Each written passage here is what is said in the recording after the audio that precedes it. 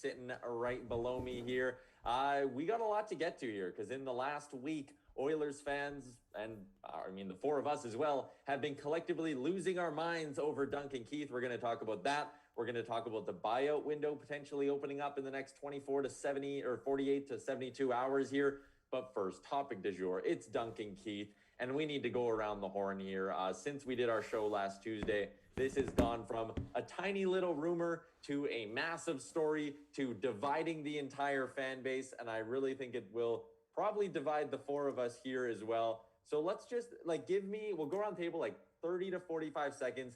Give me your synopsis of what you've heard on Duncan Keith and how you feel about it, Josh Park. Well, I'll start by saying it's really nice that we have this to talk about because really all the content and the stuff that I've been producing over the last week has all been Duncan Keith related. So it's nice for us to have a big story in the offseason right now. But, what I'm hearing on Duncan Keith is that it sounds like the Blackhawks don't want a lot of money coming back in return. So if you're an Oilers fan and you're expecting either, a James Neal or a Mikko Koskinen to be going back in the other direction, it's simply not going to happen. Maybe you get Kyle Turris off the books, but the thing is that I believe Kyle Turris is only on for another year here with the Oilers. So is that really that much of an added benefit? Because you can bury part of that in the minors as well. Probably not. But, if you're the Oilers and you're bringing Duncan Keith back in return, you're probably going to have to still wear at least 50% of that salary, and you're likely sending back either a pick or a prospect in return. So, I think there could be some benefits to adding Duncan Keith. Sure, he's a winner. He's a two-time Norris Trophy champion,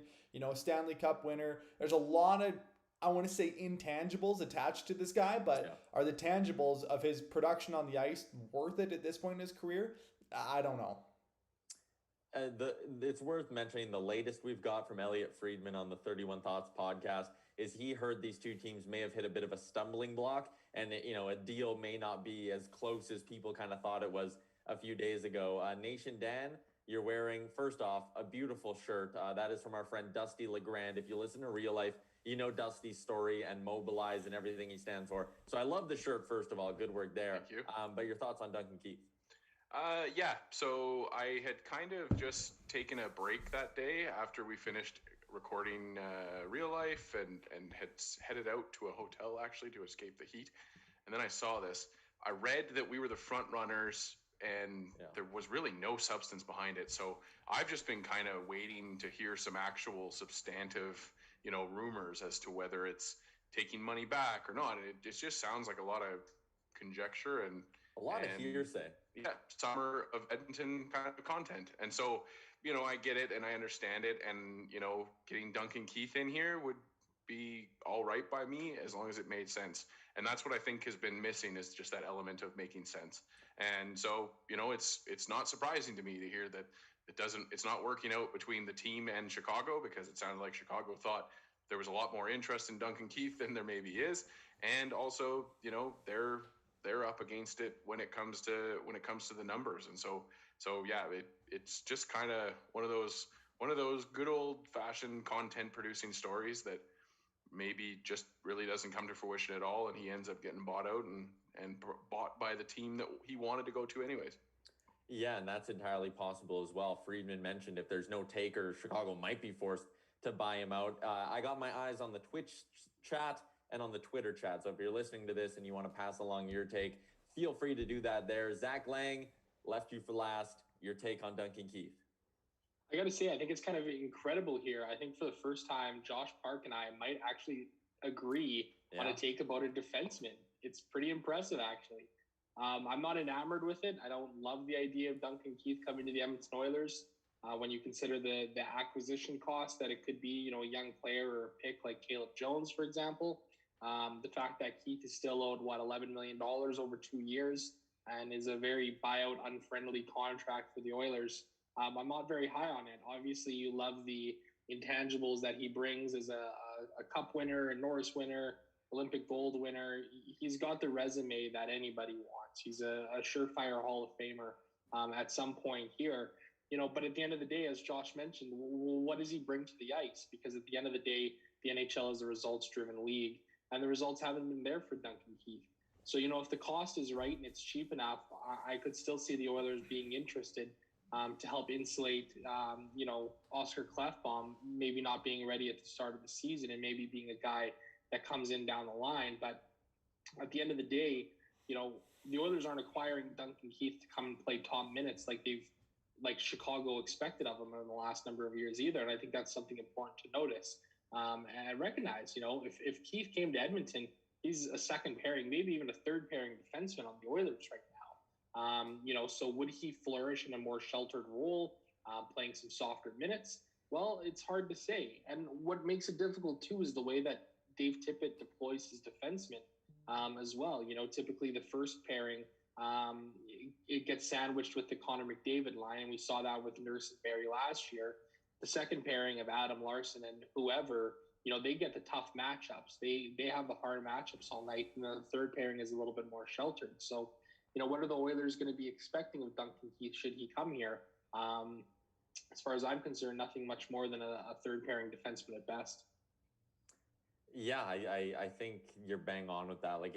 I think there are some people who are like, he's a terrible defenseman, he can't play in the NHL, blah, blah, blah. And I don't think that's entirely accurate. I think if you're bringing in a guy like that, having a leader, having a grizzled vet who's won cups and was as good as Duncan Keith was, there's value in that. But like I wrote today at OilersNation.com, that value is nowhere close to $5.5 million. That value is probably not even at $2.8 million. So we got a message in here on the Twitch chat from BWB144 that says, what kind of deal would you be okay with for Duncan Keith? And the one sort of deal I heard about that made me think was if the Oilers were to give up Koskinen in the process and the Hawks were to keep $1 million of Keith. So it's basically like you swap their cap hits where you're getting Keith for $4.5 million. The Hawks are taking Koskinen at $5.5 million. And maybe you're throwing in, and maybe it is still Caleb Jones going the other way, but maybe the Hawks are giving you a third or a fourth round pick as well to kind of even out the values there. Something where the Oilers are definitely not touching him at his full cap hit, and you're seeing you're seeing maybe Duncan Keith come here at a lesser value where it's more appropriate to his role. But Dan, what do you think? For me, the only way it worked is if Edmonton's getting some kind of an asset out of it that makes sense for us. And when I saw the name of Dylan Strome floated around, that to me would be an addition to that trade that would essentially be a free agent signing for the wing for the Oilers. But the issue has been that Chicago wants to shed cap. And so, in that kind of a scenario, they're either retaining more on Keith, maybe even bringing in another team to retain more on Keith, or they're taking back a James Neal, and then they're basically at, I guess, square one. Strome makes a little bit of money, but yeah, that was the one where it kind of made sense to me, where the Oilers are maybe sending Caleb Jones and James Neal to the Blackhawks for Duncan Keith and Dylan Strome. Essentially, you just signed Dylan Strome to a free agent deal, and you've swapped out Neal, where you're not going to be using him on the wing, for a Dylan Strome that is going to be effective on the wing. So it's, I don't know, there is some opportunity for it to work and make sense. It's just, it has to make sense. And nothing I've seen so far tells me that Chicago wants it to make sense for the Edmonton Oilers, which is understandable. That's not their job. Zach, what would be an offer that you'd be okay with if you had to craft one up? If you were in Ken Holland's shoes and Stan Bowman just said, name the price, what would it take? Duncan Keith and a first-round pick for a sixth-round pick. It's the cost that Toronto had to give up to get out of Patrick Marleau's deal. As far as I'm concerned, if Chicago's coming to Edmonton and saying, "Hey, that's what you have to," this is what we would offer, but you have to take the full cap hit, I would still do that, because the value of a first-round draft pick in any year is very high. Now, that's another asset that the Oilers can utilize in the trade market as well, and be flexible with that. So, ideally, I think that would be a great price to pay. If we're talking Caleb Jones, because Chicago wants to try and lure his brother Seth to town, then we have to start getting creative, where we're talking, salary retained from Chicago's end. But even still, if Chicago retains half the salary and sends back a second-round pick for Caleb Jones, or something along those lines, I think there's reasonable value in that. My concern is that, you're acquiring Keith at his full cap hit. That's the biggest issue. And if you're doing that, you need to be getting a very high-end asset, like even Strome. I'd be really high on Strome too, in lieu of a first-round pick sort of thing. But, the thing is the Oilers are dealing from the position of strength here, right? And I think that's what people need to remember and realize too. Chicago's the one who wants to move on from Duncan Keith. They're the one who want to clear his cap space. Duncan Keith is the one who wants to come to Edmonton. So through all of this, Edmonton's in the best spot that they can possibly be in the trade negotiations. And I think it seems like they're willing to, do their due diligence and wait around on it too. Josh, what's a deal that makes sense in your eyes? Yeah, I was literally just going to touch on what Zach just said exactly. This is an interesting situation in the sense that, the Oilers are really in the driver's seat. With Duncan Keith wanting to come to Edmonton, Chicago wanting to shed salary, but then as well, if you're Chicago, you're dealing one of your best defensemen of all time in a deal that you're trying to not tick off the fan base. You know what I mean? So, I don't know what a deal would look like. I think that if you're the Oilers, you want to start with Chicago eating at least half of that salary, which is going to be tough for Chicago because, the reason you're trading Duncan Keith is A, because I think he wants to get dealt, but B, because you want to shed salary. So for Chicago to be expected to eat half of it might be tough for them. But, do you want to give up an asset like Caleb Jones or even a third-round pick to acquire him? I don't know. But I think it really starts with Chicago eating some of that salary because if you're the Oilers and you want to take on $5.5 million at Duncan Keith next season, that's a big hit against your cap. That's, the difference between 2.8 and 5.5 or whatever it would be, that's a legitimate, probably a third line player on this team with maybe a little bit, maybe $1 million, $1.2 million on top of that. So, you can't take on the full cap hit, even if it was a first round pick, which I agree with Zach. That's a very big, that's a good thing to use in negotiations for trading as a first round pick. The value in a first round pick is immense in this league, but I don't want to take on the full cap hit. So I think it'd have to start with Chicago eating half of it and then seeing what happens from there. Dan brought up a good point. If you can bring in a third team and make it a three-way thing where, one of those teams is eating some of that salary as well, whether that has to be, if you do that, that might be a decent idea. You're probably going to have to give up an asset for that to happen. But, if somehow you can maneuver a way where you're getting Duncan Keith at maybe $1 million, $1.5 million, that's a great price. That's a really good price on Duncan Keith. Yeah, sure, he's older and he's not the player he used to be, but Duncan Keith at $1.5 million, that's a great player in your second or third pairing. So yeah, it's all about the cap hit for me, and I think that's going to be really the pivot point of this deal. 13 Mike. Oh, go ahead, Zach. I was just going to say, something we have to consider too is that the Oilers are not the most creative organization in the world, and that's part of the problem that we come into with something like, oh yeah, wouldn't it be great to get a third team in there? Well, let's be realistic here.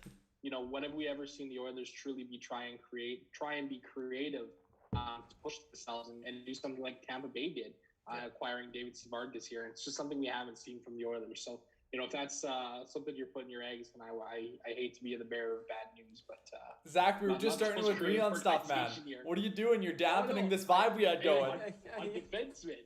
On defensemen, we have an agreement today, not on the Oilers' ability to be creative. Hey, I didn't say they would do it. I was saying that could be a realistic option. I'm not saying that they'd ever do it, but that could be it could be a play. Yeah, absolutely. 13 Mike 31 on the Twitter chat says if the Hawks buy out Keith, which keep in mind Elliot Friedman has apparently floated out there as a possibility, if they cannot find a trade, they may buy him out this offseason, which would be terrible for their cap hit. But if you're the Oilers, Keith is a free agent. He wants to go to either Seattle, Edmonton, Vancouver, Calgary. Kind of what would an offer be? I would say 1 or 2 years at, 1.5 to $2 million, almost like the Kyle Turris deal, right? Like something in that range where it's a very low cap hit. Maybe there's even some bonuses written into there so you keep the initial cap hit down. And if he succeeds, he makes more money. But I think around that $1.5 to $2 million range would be fair. Like, would anyone here disagree with that? No. I think we all recognize, there is value to a guy like Duncan Keith. It's just, again, like I said earlier, certainly not $5.5 million. In terms of the Oilers' blue line and some other pieces, we heard a little bit about Adam Larsson, and then we heard a lot about Adam Larsson being close to a deal. Now it's quieted down a little bit. There is a part of me when we talk about the Oilers, being creative and something they don't do very often. I would love to hear that the reason it's gone quiet is that they have the deal done, but they're waiting until after the expansion draft to do it. I'm not overly optimistic that's the case here. Spank Yeg in the chat wants to know about Tyson Barrie as well. I doubt Tyson Barrie comes back to Edmonton. We haven't heard a ton about that. But I'll start with you, Zach. What do you think is going to happen here on the right side if you had to take a guess? Well, I think the longer and the further that this drags on, the more concern there is about Adam Larsson heading to free agency. I wrote a pretty big piece this morning at OilersNation.com about that. You know, Adam Larsson has a right to free agency, and he has a right to go out there, and he has a right to listen to what other teams are going to offer, whether that's Seattle, whether that's Philly, whether that's Boston, whether whoever else that is. I think at the end of the day, you know, Adam Larsson can probably get a couple $1 million more in free agency than he would re-signing with the Edmonton Oilers. How could you not be interested in that as a player? At the very least, I'm almost at this point expecting Larsson to walk to free agency and listen to some other offers for some other teams. And I think for the Oilers, it works out better for them that way too, because you get to protect a guy like Caleb Jones or Oscar Klefbom in the expansion draft. And there's some really decent options out there to replace a guy like Larsson on the right side. A couple names that really jump out to me is Jamie Oleksiak and Mark Pysyk. Yeah. Pysyk is a sneaky good right side defenseman. You know, the issue that we get into with losing a guy like Larsson, and depending on who comes back, is how you want to utilize the defense. Because, you know, right now it's probably safe to say that Ethan Bear will be on the top pairing with Darnell Nurse at the start of training camp next year, you know, leaving that right side on the second and third spots open. If Larsson's back, obviously he's the second pairing defenseman and Bouchard's the third pairing guy. But what happens if somebody like Mark Pysyk comes in? Does he have the ability to step up and play second pairing minutes? Well, he hasn't really done that in his career, and I don't know if you want to depend on him for that.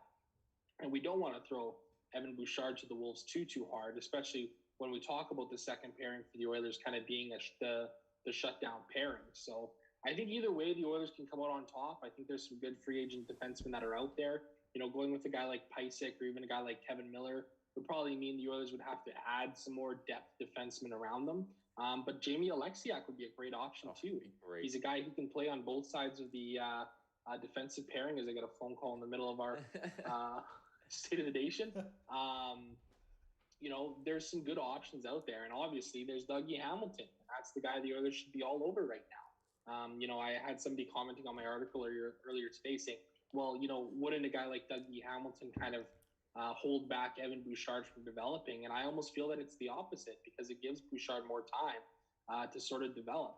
At the end of the day with Hamilton, you know what you've got. You've got an elite defenseman on both ends of the ice who is very, very good at what he does. With Bouchard, you still got a prospect at the end of the day. We still don't know. He could still bust in the NHL.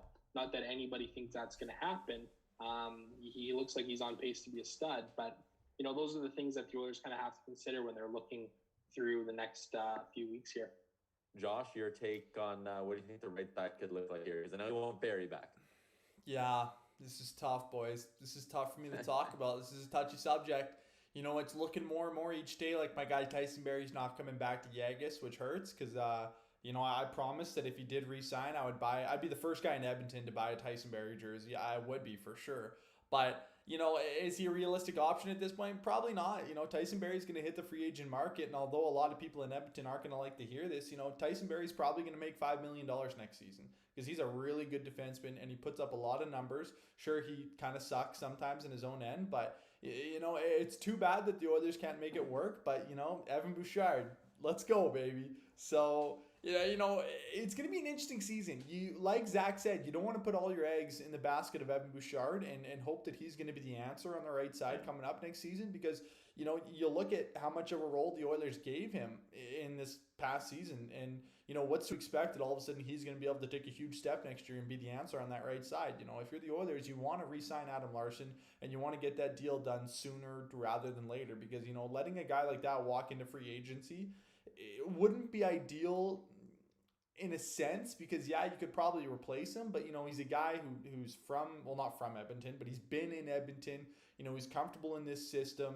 You know who he's good with. You got a lot of guys he's played with already in this top 6 defenseman unit. So, you know, you like to re-sign Adam Larsson. Is it going to happen? We hope so. But yeah, the right side's going to be interesting because it's really going to depend on what happens with Evan Bouchard. And then, you know, if that doesn't work out, then that's all good. You trade for Tyson Barrie and there's your answer. So yeah, I'm excited to see what happens.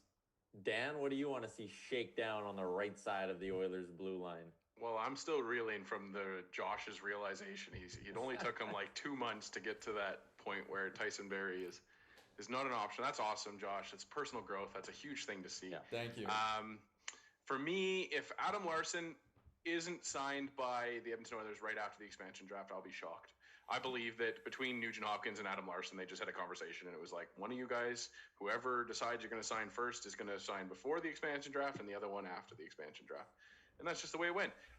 But if Adam Larsson decides to go to free agency, which I think it was Zach said, that's his right, and that's fair, then you back the truck up for Dougie Hamilton.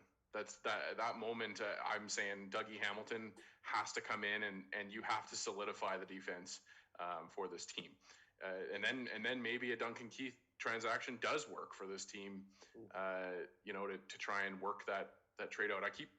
I've talked myself more and more into this Dylan Strome aspect of the trade, and I want that to happen now.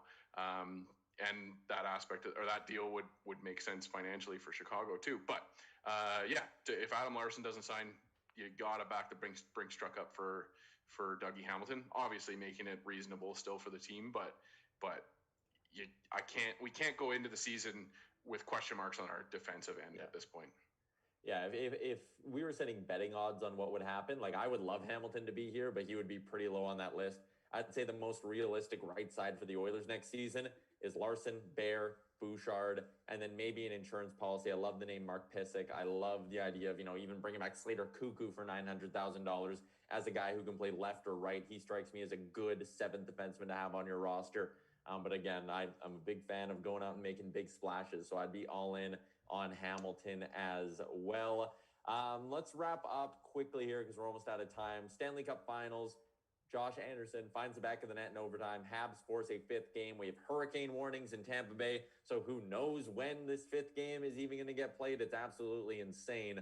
But does anyone here think the Habs have what it takes to force a game 6, or did they just kind of get lucky? I think they finally had the luck line up for them, and they won a game. They're lucky Tampa Bay didn't score on that 4-minute power play. I think this is just leading to a great story of Tampa winning it on home ice. Anyone here disagree with me? Yes. Nope. I knew you would, Dan. I'm 50-50 on it, honestly. Yeah? I think Montreal has shown these playoffs they can do almost anything impressively enough. If there was ever a team in these playoffs that could do it, it would be Montreal. But that Tampa team is just so good. To expect Montreal to come back, from a 3-0 deficit and be able to win in 7 games, I think we're hard pressed to see it happen. I don't think that they're going to win the series, but to answer your question, Tyler, I do think that they can force a game 6. The scoring a goal first was a big thing for the Canadians, I think, where they just kind of realized, it's all right to be keeping your head above water for a minute.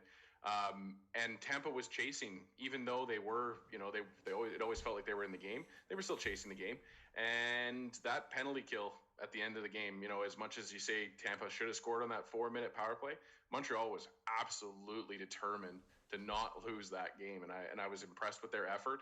I thought Tampa was going to score with a minute left to go in the game and win the series, but Montreal was all over them. They were relentless. They only started to relent after the 3rd minute of the power play, and so for me, I think Montreal can win a game 5, maybe even a game 6, but they're not winning 7 games. 3 in a row is just a little bit too much for Nation Dan to believe in the Montreal Canadiens.